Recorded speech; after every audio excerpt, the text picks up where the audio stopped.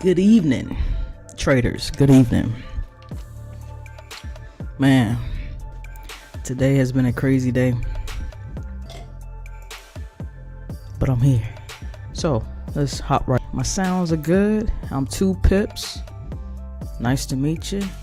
I'm here to trade moving averages and also KOF strategy and any strategy that I see at the time.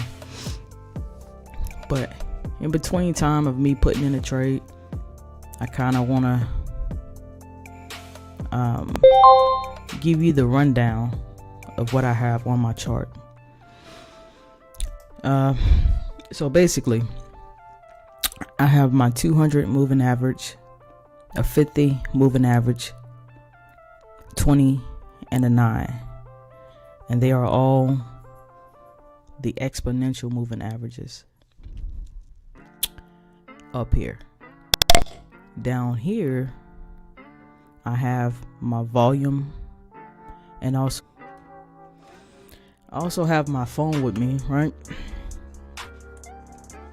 Besides looking at my screens, I like to look at my MT4 mobile chart.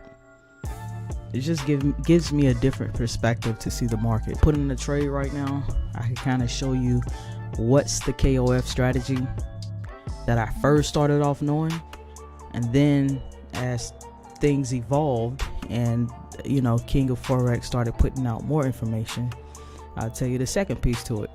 Apparently he just put out more information that I haven't. We'll start here. I'm sorry, I was looking at the charts.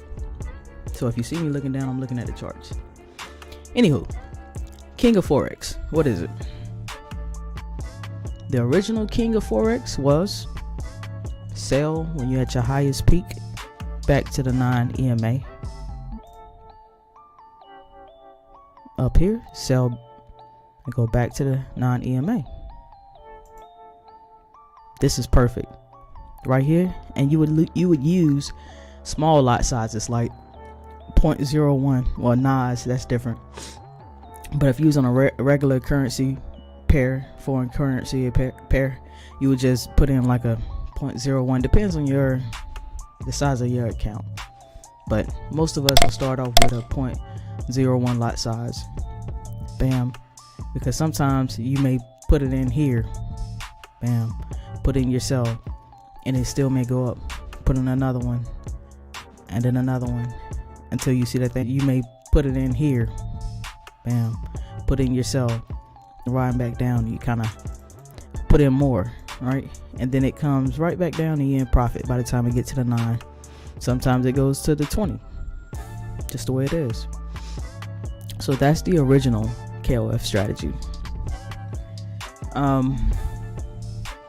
What I have since learned is if you're trading, if you get caught up in a trend, right? If you get caught up in a trend, you've been selling.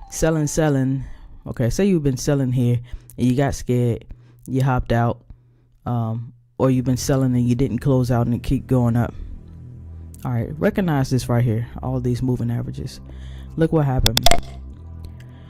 The 9, the 20, the 50 crossed over this 200. And when it did that, crossed over, pulled back right here. At that point, when it pulled back and it closed outside of this, outside of these moving averages, and kind of closed outside of this previous high, you start buying. And a good indicator after this closed is look at this candle here. How it closed above this 9 EMA, and then this one couldn't break beneath it and close beneath it, and then it's just started taking off. That's a good sign. Stay in that type of trend. Bam. And then once you get up here and you start seeing rejection, guess what? Close out. And then when you close out, go back to that original KOF strategy, which is to sell it back here. Okay. But as you can see, it did not touch the 9 EMA. So you'll still be in that. They give you a little drawdown, but eventually it comes back to the 9, which is beneath this. But truth be told, you may not touch the 20 all the way, but ride it till you get a little profit and get out of it. Alright, so that's that. That is the KOF strategy, guys. If that's all you came here for, at this point, you can exit the live video, because that's all that I have for you, unless I'm looking for that opportunity, but I don't want to hop in prematurely. I'm looking for either or. A trend that I can take the opportunity, capitalize off of, or moving away from the 9 EMA, then selling back to it. And that's an uptrend. If we're in a downtrend, it's the opposite. I would buy back to the 9 EMA. Alright.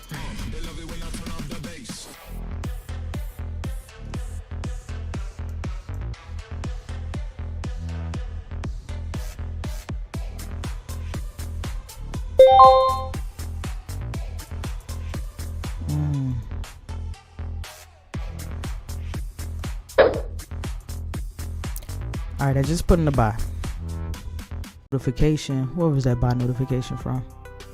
Oh, that was actually, I read it wrong. That was a sell notification. Wowzer. So guess what, folks? It was a sell notification. I put in for a buy. What is price action telling us?